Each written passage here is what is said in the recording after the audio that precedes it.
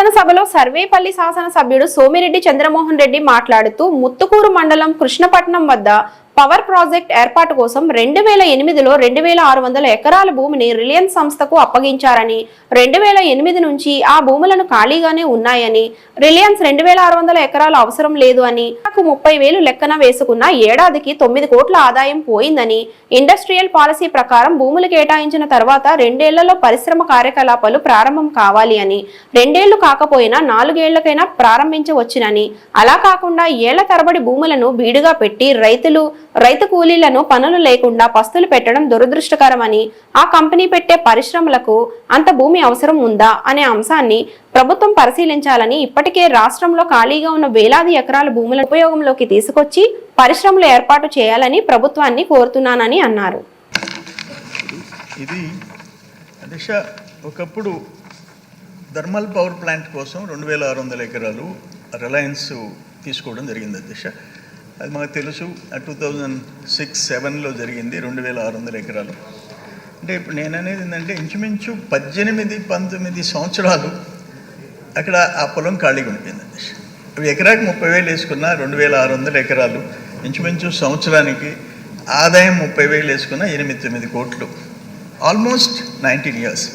నేనేమంటానంటే మన industrial policy 2 ఏళ్ల లోపల పరిశ్రమకు భూమి కేటాయిస్తే దాంట్లో పరిశ్రమ ప్రారంభం కావాలా, వాళ్ళు ఎంత పెద్దోడైనా కాదు, 3rd year or 4th year.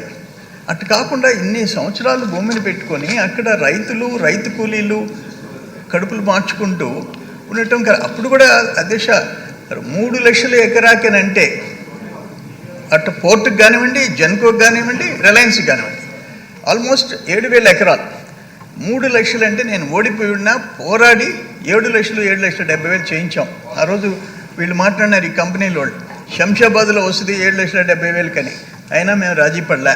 ఆ రోజు రాజశేఖర రెడ్డి గారు ముఖ్యమంత్రిగా ఉన్నారు, ప్రభుత్వాన్ని ఒప్పించి మెప్పించి పోరాటాలు చేసాం.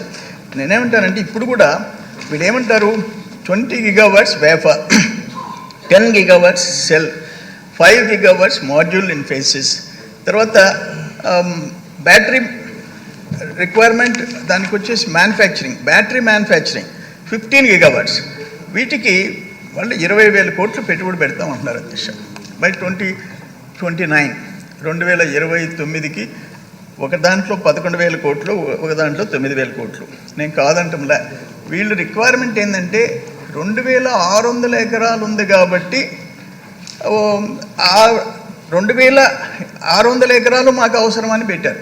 నేనేమంటానంటే మంత్రి గారిని, యాక్చువల్ రిక్వైర్మెంట్ 2,600 acres ఉందా, ఉంటే వెల్ అండ్ గుడ్, 20,000 కోట్లు పెట్టుబడి వస్తుంది. అయితే ఉద్యోగాలు ఏమంటారంటే 800 నుంచి 1000, 2వ యూనిట్కి బ్యాటరీ మ్యానుఫ్యాక్చరింగ్ 800 నుంచి 1000 మంది అంటున్నారు. దాంట్లో కూడా నేనేమంటానంటే స్కిల్స్, వాళ్ళకి కావాల్సిన స్కిల్స్ ఆంధ్రప్రదేశ్లో ఉన్నాయి. ఇతర దేశాల నుంచో రాష్ట్రాల నుంచో కాకుండా top priority should be given to local అనేది నేను అక్కడ చూస్తున్న పరిస్థితులు, ఆ పోర్ట్ ఏరియా ఇవన్నీ నేను చూస్తున్నా అధ్యక్ష. ఇంకొకటి ఏంటంటే నేను ప్రభుత్వానికి ఈ రోజుకి కిసాన్ ఎస్సీజెడ్ ఎన్నేళ్ళు అయిపోయింది. స్వర్గీయ వెల్లకూరు రామచంద్రారెడ్డి, పివి నరసింహారావు గారు ప్రధానమంత్రిగా ఉన్నప్పుడు అదొక 2,700 acres. అదంతా delta area, Somasila Penna delta area. ఇప్పుడు కృష్ణపట్నం ఎస్సీజెడ్ అరౌండ్ 7,000 acres, మ్యాన్పూర్ ఎస్సీజెడ్లో ఇంకా పొలం ఉంది. అందుకని వాటిలో ఎట్లా ఇంట్రెస్ట్, ఇప్పుడు మీరు పాలసీ తెచ్చారు మన ప్రభుత్వం, కూటమి ప్రభుత్వం వచ్చింది, చాలా సంతోషంగా ఉంది. 10 ఎకరాలు క్లస్టర్ ఉన్నా, 100 ఎకరాలు ఉన్నా, 1000 ఎకరాలు ఉన్నా అది ప్రొక్యూర్ చేసి పెట్టి ఇండస్ట్రీస్ పెట్టాలని. నేనేమంటానంటే ఇక్కడ 1000 ఎకరాలు ఉంది, వాటిని ఎట్లా యూటిలైజ్ చేసుకోవాలా, ఏ విధంగా చేసుకోవాలనేది దాని మీద చర్యలు తీసుకోవాలని చెప్పేసి నేను కోరుకుంటున్నా. దీంట్లో యాక్చువల్ రిక్వైర్మెంట్ ఎంత ఉందో వాళ్ళకి పెట్టండి, మిగిలితే ఏదన్నా ఒక క్లస్టర్ కింద పెట్టమని చెప్పేసి నేను విజ్ఞప్తి చేస్తున్నాను అధ్యక్ష. అధ్యక్ష, కొద్దిగా బ్రీఫ్ హిస్టరీ ఏమంటే అధ్యక్ష, ఇది 2008లో 2,635 acres ల్యాండ్ అలాట్ చేయడం జరిగింది. అప్పుడు అల్ట్రా మెగా పవర్ ప్రాజెక్ట్ పెడతామని చెప్పి 4,000 megawattsతో. అది వచ్చి ఇంపోర్టెడ్ కోల్, కంప్లీట్లీ ఇండోనేషియా కోల్తో ఏర్పాటు చేయాలనే ఉద్దేశంతో 4,000 megawatts ప్లాంట్ పెట్టేదానికోసము ఈ 2,635 acres కేటాయించడం జరిగింది. దాని భాగంగా ఒక ఏపీఐఎస్సి నుంచి ఒక 20 ఎకర్స్ ల్యాండ్ ఇవ్వడం జరిగింది అధ్యక్ష. అది సీ వాటర్ లింకేజ్, అంటే వాళ్ళ కోల్కి తెచ్చుకునేకి ఆ లింకేజ్ కోసం. బట్ అన్ఫార్చునేట్లీ ఐ థింక్ 2011లో వాళ్ళు ఈ గవర్నమెంట్ ఆఫ్ ఇండోనేషియా వాళ్ళు ప్రోహిబిట్ చేయడం జరిగింది. అంటే ఒక మినిమం ప్రైస్ అనేది పెట్టాలని చెప్పి ఉద్దేశంతో వాళ్ళు వాళ్ళు డిసైడ్ చేసిన తర్వాత ఈ ప్లాంట్ వైబుల్ కాదని చెప్పి వాళ్ళు రిలయన్స్ వాళ్ళు ముందుకు పోలేదు. సో అది అట్లే అక్కడికి ఆగిపోయిన తర్వాత మన లాస్ట్ టైం గవర్నమెంట్లో 2021లో రిజంప్షన్ చేయాలని చెప్పి నోటీస్ కూడా ఇవ్వడం జరిగింది. కలెక్టర్ గారు రెజ్యూమ్ చేసేసారు. దానికి పైన they went to high court, writ వేసుకొని హైకోర్టు పోతే స్టేటస్ పోయడం జరిగింది 21లో.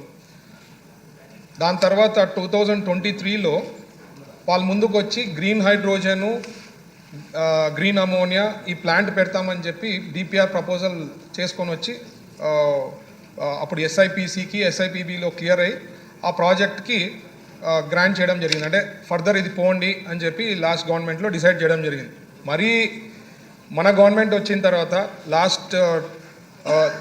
లాస్ట్ ఇయర్ 12న నవంబర్ 12న వాళ్ళు వచ్చి ప్రపోజల్ ఏం చెప్పారంటే అది కూడా మాకు వైబిలిటీ అయితా లేదు, మేము ఇప్పుడే సభ్యులు చెప్పినట్లు గ్రీన్ అమోనియా గ్రీన్ హైడ్రోజన్ కూడా వర్కౌట్ కాదు, కొత్త project integrated solar ingot wafer cell and module manufacturing facility పెడతాము, బ్యాటరీ యూనిట్ పెడతాము అని చెప్పి ముందుకు వచ్చి ఓ డిపిఆర్ రెడీ చేసి దాదాపు 20,000 కోట్లతో డిపిఆర్ రెడీ చేసి మనకి ఇవ్వడం జరిగింది అధ్యక్ష. బట్ పాయింట్ వచ్చి ఇప్పుడు అంతలోపల మనము పార్క్స్ పాలసీ కూడా రావడం జరిగింది. సో ఈ పార్క్స్ పాలసీతో పాటు వాళ్ళు ఒకవేళ మొత్తం 2600 ఎకర్స్ ఒకవేళ వాళ్ళు ఈ ప్లాన్ పెట్టేది డిపిఆర్ పర్ఫెక్ట్ అయ్యి ఎస్ఐపిసిలో క్లియర్ అయ్యి మన వాళ్ళంతా చూసి అఫీషియల్స్ పర్ఫెక్ట్ ఉంది అంటే ఆ 1000 ఎకర్స్కి ప్లాన్ చేస్తాం ఇచ్చేది. మిగతా 1600 ఎకర్స్ పార్క్ పాలసీ ప్రకారము ఏదైతే 3 మెథడ్స్ ఉన్నాయి, ఒకటి గవర్నమెంట్ కంప్లీట్ ఉంటే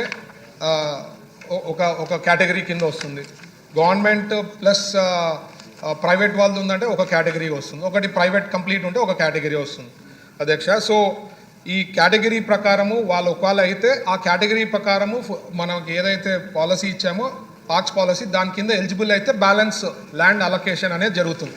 లేదంటే ఈ 1000 ఎకరాలది ఏదైతే సోలార్ది ఇది చెప్పారో అది వర్కౌట్ చేసి ఎలిజిబుల్ అవుతుంది అంటేనే ఫర్దర్ పోతాం.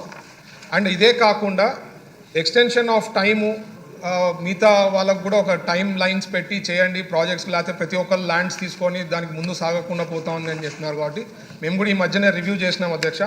దాదాపు 20 ఎకర్స్ పైన ఉండేవి ఏమేమి ఉన్నాయి టోటల్, ఎవరు అయితే వాళ్ళు చెప్పిన డిపిఆర్ ప్రకారం ప్రాజెక్ట్ చేయకపోతే ఫర్దర్ ఎట్లా స్టెప్స్ తీసుకోవాలా, క్యాన్సిలేషన్ పోవాలా, లేకపోతే ఎక్స్టెన్షన్ ఆఫ్ టైం ఇస్తే పెనాల్టీస్ పడతాయి, దాన్ని వాళ్ళు పే చేసేది ఉంటుంది, లేదంటే క్యాన్సిలేషన్ పోయేదానికి ఉంటుంది అనమాట.